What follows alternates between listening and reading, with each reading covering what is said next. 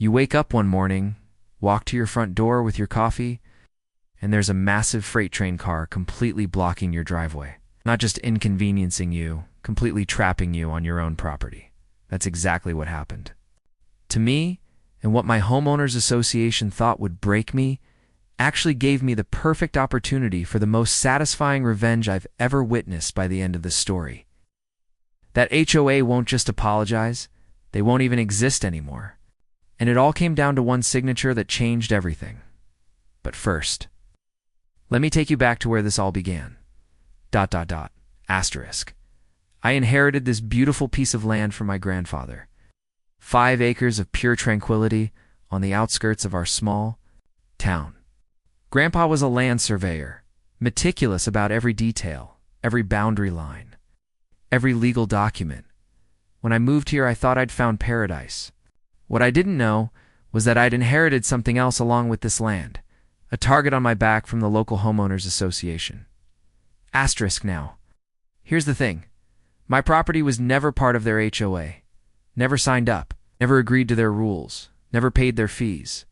I was completely independent. That drove them absolutely crazy. The HOA president, let's call her Margaret, she couldn't stand that there was someone in her neighborhood who didn't bow down to her authority, and Margaret was. She was exactly what you'd expect from someone drunk on small-town power. Asterisk, the neighbors had a less flattering nickname for her. We'll keep this family friendly. At first, Margaret tried the soft approach, to get these friendly letters inviting me to join their wonderful community organization. When I didn't respond, the letters got more insistent. Then came the fake fines. You heard that right. They started sending me bills for violations of rules that didn't even apply to me. $25 for my grass being too long. $50 for parking my truck in my own driveway. I kept every single letter, thinking they'd eventually give up. But Margaret wasn't the giving up type. Asterisk. She started showing up at town meetings, pointing me out in the crowd, saying things like, "We have a neighbor who thinks he's above community standards." The embarrassment tactics, public pressure, it was all designed to make me fold. But here's what Margaret didn't understand about me, what she definitely didn't understand about the land I'd inherited. My grandfather didn't just leave me property. He left me principles, and one of those principles was never backing down when you're in the right. So there I was, that Tuesday morning in September, walking out to get my newspaper like I had for 3 years, and sitting right across the narrow road that connects my property to the main highway was a freight train car. Not a small one. We're talking about a 40-foot-long piece of rust-covered steel that completely blocked my access to the outside world. My first thought was accident. Maybe it rolled down from the rail yard. These things happen, right? Asterisk.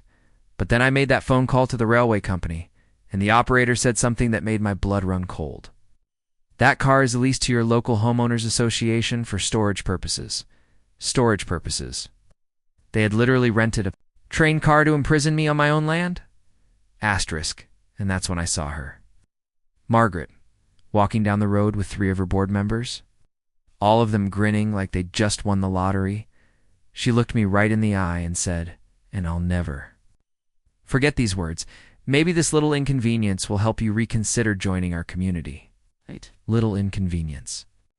I was trapped on 5 acres with no way to get supplies, no mail delivery, no access to emergency services. But she called it a little inconvenience. Asterisk. That's when I smiled back at her and said something that would haunt her for the rest of her time in this town. "Margaret, you just made the biggest mistake of your life." She laughed, actually laughed at me. But I wasn't bluffing. That night, I went through every single document my grandfather had left me. Property deeds, surveys, county records. The man kept everything organized like he knew someday I'd need it, and buried deep in those files, I found something incredible. You. See, when this HOA was formed back in 1987, there was a very specific legal requirement. Every single property owner within their designated boundary had to voluntarily join. Not most owners, every single one.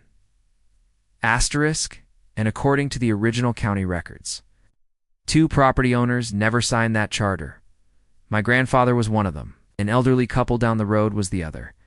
That couple had moved away years ago, which meant I was the only remaining property owner who could challenge the HOA's very existence. But here's the kicker. According to state law, if even one required property owner refuses to join, the entire HOA charter becomes invalid. Just for my property, for everyone. Margaret and her board had been operating illegally for over 30 years. Every fine they'd issued, every rule they'd enforced, every penny they'd collected, none of it had any legal authority whatsoever. All I had to do was file one simple document with the county clerk, and their entire organization would disappear like it never existed. But I didn't rush to the courthouse. Oh no, if I was going to destroy Margaret's little empire, I was going to do it right. For the next month, I documented everything. Every snide comment when I had to hike half a mile with my groceries, smirk when I missed deliveries because trucks couldn't reach my house. Every neighbor who apologized quietly for what was happening but felt too intimidated to speak up. You want to know what really got to me? It was the night it started pouring. Rain and I was carrying supplies through the mud in the dark. I slipped and nearly cracked my head on a rock. All while that train car sat there like some monument to petty tyranny. But every hardship just made me more determined, because I realized this wasn't just about me anymore.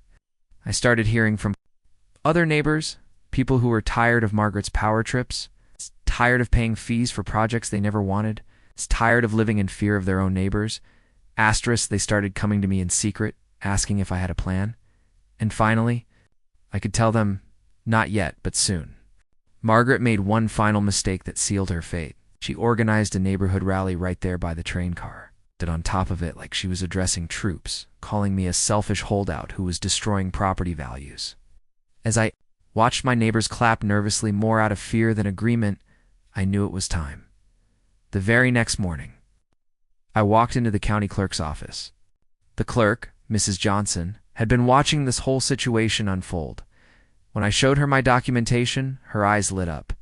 You know, she said, you're not the first person to complain about this HOA, but you might be the first who can actually do something about it. I signed that affidavit right there in her office. One signature. That's all it took to end 30 years of neighborhood tyranny. But I didn't file it immediately. No, I had something much more dramatic in mind. I called for a special community meeting at the town hall. Margaret showed up with her entire board, thinking this was her chance to finally humiliate me in front of everyone. I let her have her moment. She stood up there and gave this whole speech about community standards and property values and how I was a threat to neighborhood harmony. Then I stood up. I showed everyone the photos of the train blocking my access. I played recordings of Margaret admitting she'd arranged it to teach me a lesson. You could hear people gasp. Then I pulled out the HOA's founding charter and explained about the unanimous consent requirement. Showed them my deed, proving I was never part of their organization.